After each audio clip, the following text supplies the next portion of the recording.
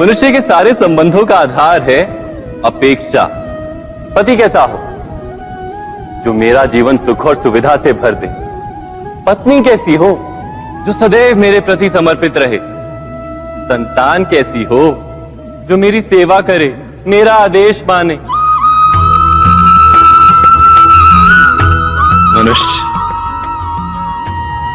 मनुष्य उसी को प्रेम भी कर पाता है जो उसकी अपेक्षा पूर्ण करता है। और अपेक्षा की तो नियति है भंग होना।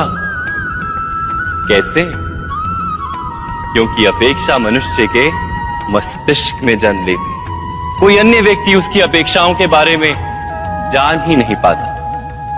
पूर्ण करने की प्रामाणिक इच्छा हो तब भी कोई मनुष्य किसी की अपेक्षाओं को पूर्ण नहीं कर पाता। और वहां से जन्म लेता है संघर्ष। सारे संबंध संघर्ष में परिवर्तित हो जाते हैं।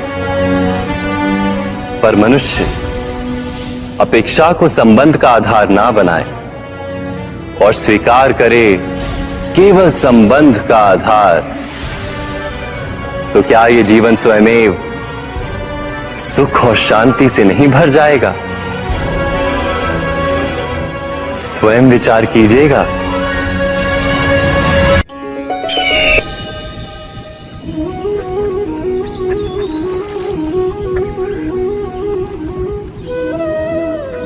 समय के आरंभ से ही मनुष्य को एक प्रश्न सदा पीड़ा देता है कि वो अपने संबंधों में अधिकतम सुख और कम से कम दुख किस प्रकार प्राप्त कर सकता है।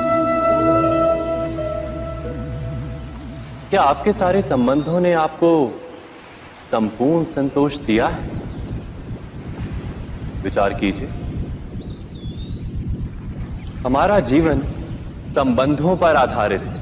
हमारी सुरक्षा संबंधों पर आधारित है। इसी कारण हमारे जीवन के सारे सुखों का आधार भी संबंध है। किंतु फिर भी हमें संबंधों में ही अधिकतर दुख क्यों प्राप्त होते हैं? सदा ही संघर्ष भी संबंधों से ही उत्पन्न क्यों हो जाते हैं? कभी विचार किया है? जब कोई व्यक्ति किसी अन्य व्यक्ति के विचार अथवा कार्य को स्वीकार नहीं करता, उसमें परिवर्तन करने का प्रयत्न करता है, तो संघर्ष जन्म लेता है। अर्थात जितना अधिक अस्वीकार उतना ही अधिक संघर्ष, और जितना अधिक स्वीकार उतना ही अधिक सुख। क्या ये वास्तविकता नहीं? यदि मनुष्य स्वयं अपनी अपेक्षाओं पर अंकुश रखे, अपने विचारों को परखे, किसी अन्य व्यक्ति में परिवर्तन करने का प्रयत्न ना कर स्वयं अपने भीतर परिवर्तन करने का प्रयास करे, तो क्या संबंधों में संतोष प्राप्त करना इतना कठिन? अर्थात क्या स्वीकार ही संबंध का वास्तविक अर्थ नहीं? स्वयं विचार कीजिए।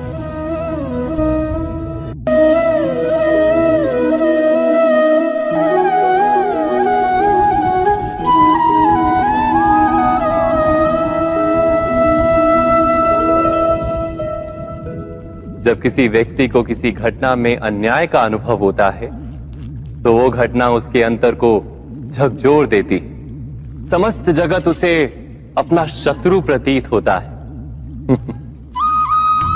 अन्याय लगने वाली घटना जितनी बड़ी होती है, मनुष्य का हृदय भी उतना ही अधिक विरोध करता है। उस घटना के उत्तर में वो न्याय मांगता है, और ये योग्य भी है।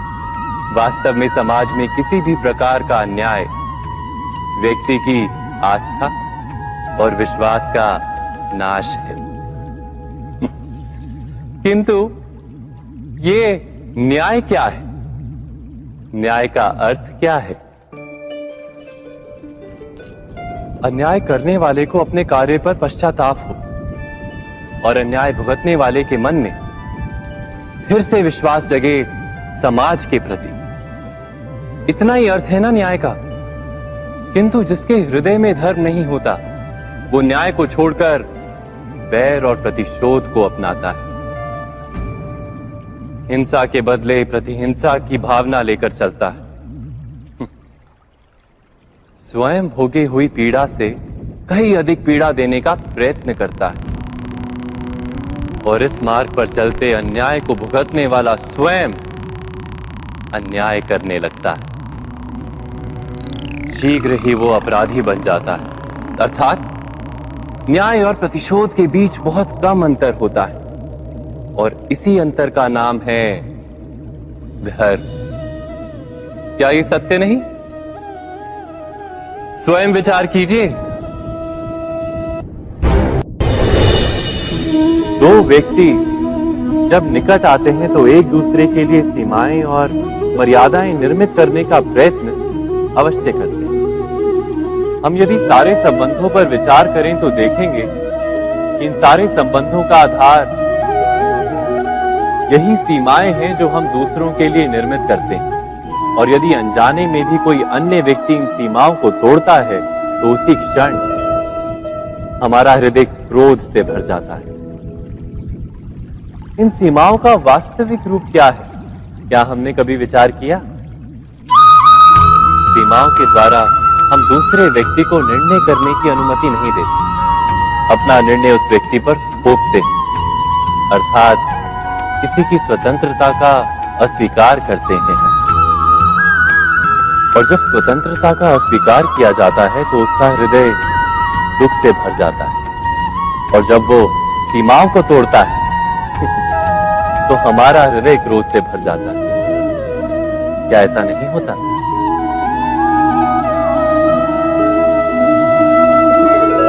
पर यदि एक दूसरे की स्वतंत्रता का सम्मान किया जाए तो किसी मर्यादाओं या सीमाओं की आवश्यकता ही नहीं होती, अर्थात जिस प्रकार स्वीकार किसी संबंध का देह है, क्या वैसे ही स्वतंत्रता किसी संबंध की आत्मा नहीं? स्वयं विचार की।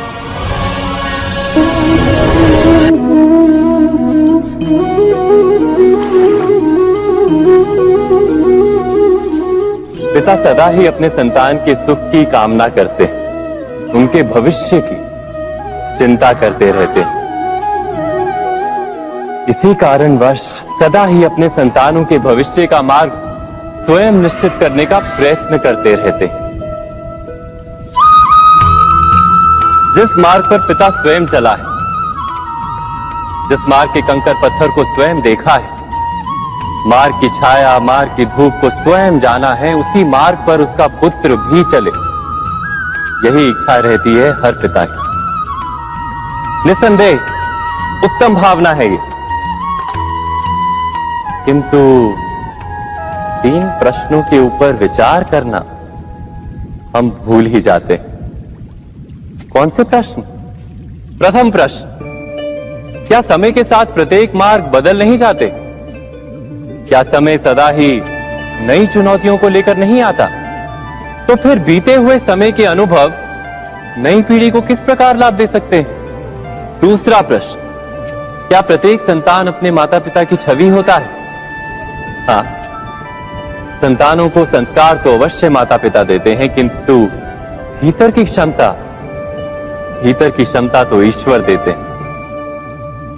तो जिस मार्ग पर पिता को सफलता मिली है, विश्वास है कि उसी मार्ग पर उसकी संतानों को भी सफलता और सुख प्राप्त होगा। तीसरा प्रश्न, क्या जीवन के संघर्ष और चुनौतियां लाभकारी नहीं होती? क्या प्रत्येक नया प्रश्न एक नए उत्तर का द्वार नहीं खोलता? तो फिर संतानों को नए नए प्रश्नों, संघर्षों और चुनौतियों से दूर रखना, ये उनके लिए लाभ करना कहलाएगा या हानि पहुंचाना?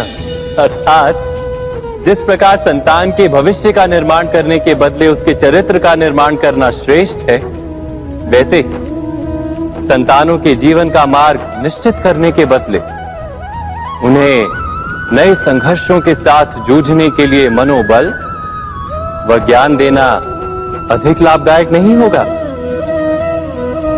स्वयं विचार कीजिए। सबके जीवन में ऐसा प्रसंग अवश्य आता है कि सत्य कहने का निश्चय होता है हृदय में, किंतु मुख से सत्य निकल नहीं पाता।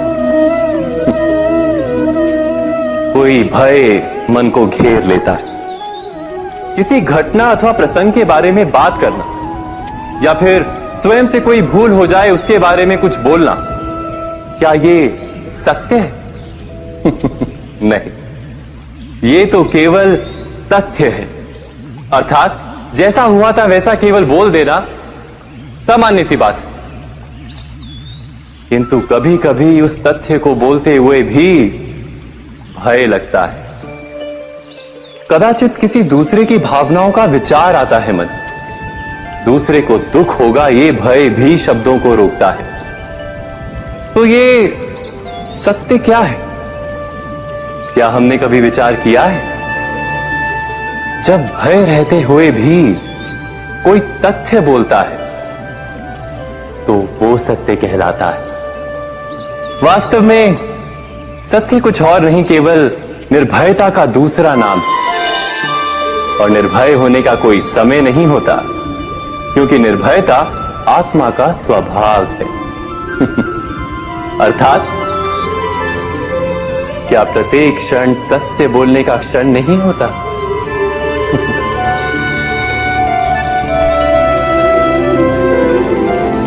स्वयं विचार कीजिए।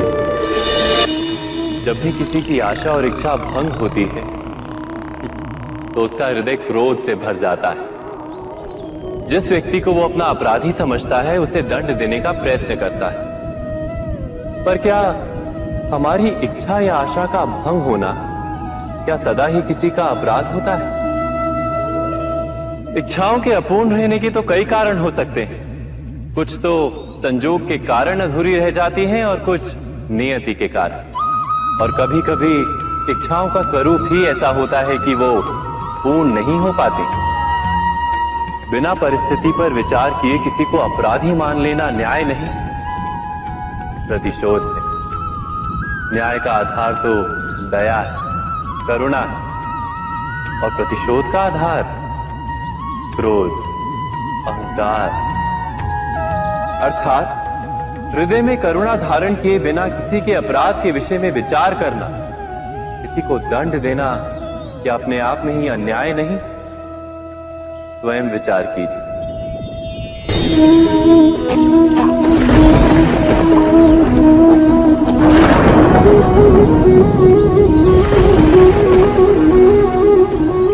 सपनों और पूर्वाभासों के आधार पर हम भविष्य के सुख दुख की कल्पना करते हैं। भविष्य के दुख का कारण दूर करने के लिए हम आज योजना बनाते हैं। किंतु कल के संकट को आज निर्मूल करने से हमें लाभ मिलता है या हानि पहुंचती है? ये प्रश्न हम कभी नहीं करते।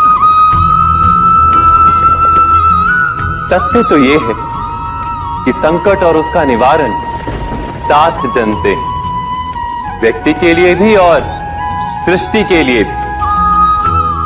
नहीं, आप अपने भूतकाल का स्मरण कीजिए, इतिहास को देखिए। आप तुरंत ही ये जान पाएंगे कि जब जब संकट आता है तब तब उसका निवारण करने वाली शक्ति भी जन्म लेती है। यही तो जगत का चलन है। वस्तुतः संकट ही शक्ति के जन्म का कारण है। प्रत्येक व्यक्ति जब संकट से निकलता है तो एक पद आगे बढ़ा होता है, अधिक चमकता है, आत्मविश्वास से अधिक भरा होता है, न केवल अपने लिए अपितु विश्व के लिए भी। क्या ये सत्य नहीं? वास्तव में संकट का जन्म है एक अवसर का जन्म, अपने आप को बदलने का, अपने विचारों को ऊंचाई पर करने का अवसर, अपनी आत्मा को बलवान और ज्ञान मंडित बनाने का अवसर। जो ये कर पाता है उसे कोई संकट नहीं होता, किंतु जो ये नहीं कर पाता वो तो स्वयं एक संकट है विश्व के लिए। विचार कीजिए।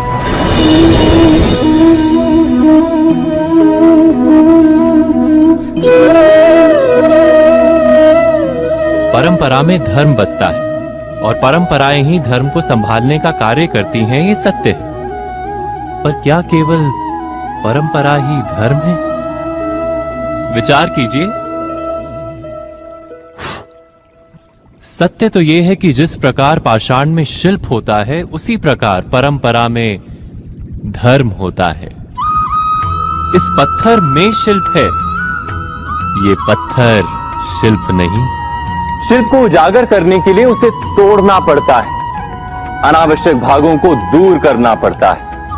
ठीक उसी प्रकार परंपराओं में धर्म ढूंढना पड़ता है। जिस प्रकार